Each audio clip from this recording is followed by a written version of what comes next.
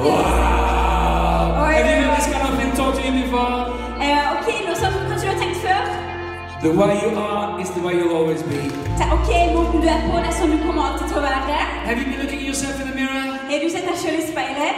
After you failed to change again? Etter du igjen har mislykkes med å forandre. And you thought to yourself, I am a hopeless case. Og så tenkte du en håpløs tilfelle. Or am I the only one? Eller det den eneste som tenkt så. Okay, there's more of us. Det litt flere av oss. And you're kind of thinking, this is the way I am. Så tenker du, det sånn jeg. And this is the way I will always be. Og det sånn jeg kommer alltid til å være. I'll try to pull myself together. Jeg skal prøve å ta meg selv sammen. And it doesn't work. Og det funker ikke. Not at all. Ikke det hele tatt. But you know what? Men vet du hva? You can change. Du kan forandre. Because God is in you. Fordi Gud har deg I deg. There's such a power in a godly decision. Det sånn en kraft I en guddommelig And bestemmelse. sometimes when it's New Year, people try to pull themselves together. Og noen ganger når jeg liksom prøver å ta det sammen. I'm going to change everything Jeg tomorrow. skal forandre alt I morgen. Because it's a new year. Det jo nyttår. I don't know. Eller jeg vet ikke.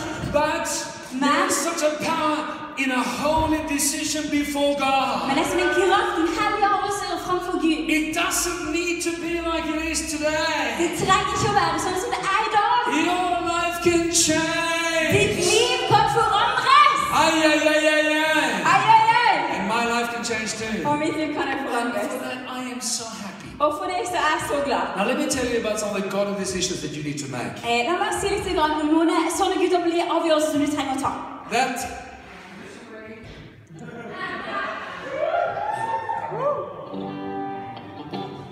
okay, this is what you have to understand.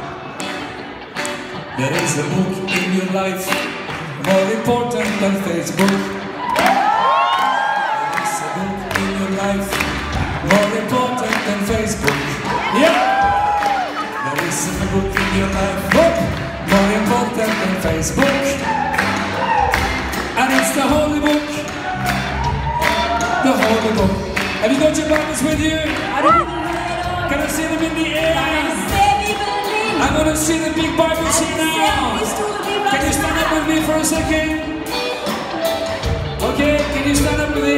Okay, you can wave your iPad, that's okay. Okay. Okay, somebody.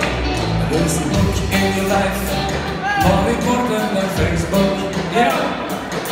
There is a book in your life more important than Facebook. Yeah. There is a book in your life more important than Facebook. Yeah. And it's the Holy Book.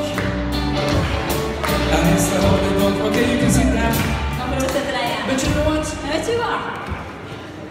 Isn't it amazing how easy it is to look at everything and anything else than the Holy Book? Det ikke utrolig å lette å se på alt mulig annet enn å se den hellige boka?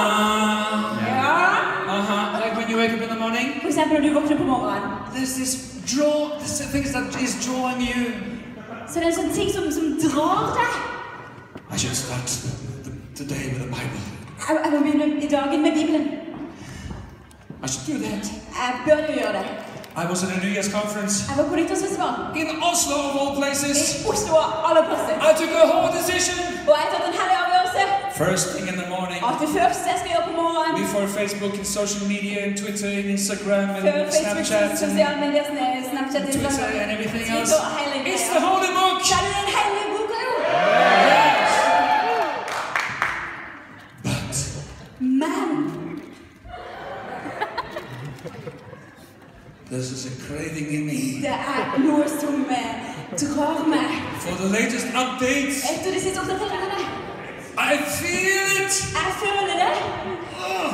You see, this is the reason why you should not supposed just to read your Bible on your mobile phone. Det derfor ikke det så lurt å lese Bibelen på mobilen. But you are not disciplined enough to do For du that. ikke disiplinert nok til å gjøre det. Are you with me, somebody? Er det noen som vet hva jeg mener? You are not disciplined. Oh, John 3:16. Å ja, Johannes 3,16. I just got a message from Sue. Jeg har akkurat fått en melding fra Sue. How do you do?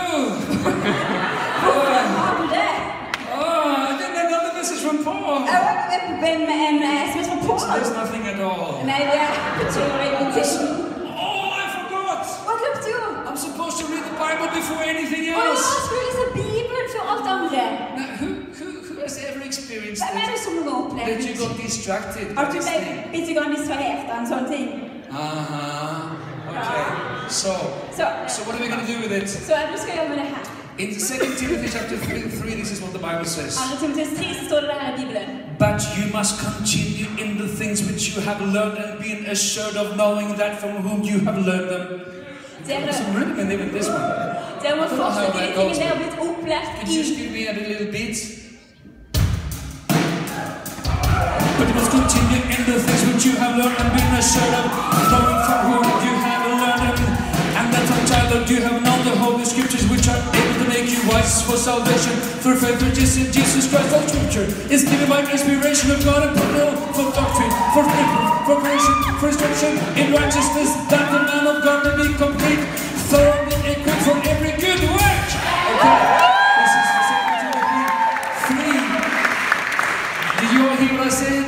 Hørte dere alle hva jeg sa? Yeah. Okay. Yeah. It says that Scripture is given by God Så at Bibelen gitt av and Gud. is profitable for doctrine, for reproof, for correction, for instruction in righteousness, that the man of God may be complete, thoroughly equipped for every good work. Yes. Det nyttig til alt.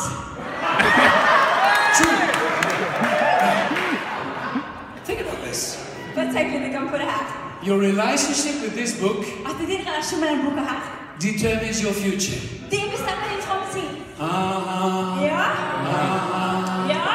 Your relationship, your decisions in terms of this book Dine avgjørelser når det gjelder denne boka her, will impact your life kommer til å påvirke ditt liv 10 and 20 and 30 years from now. om 10 og 20 og 30 år fra nå. That's true.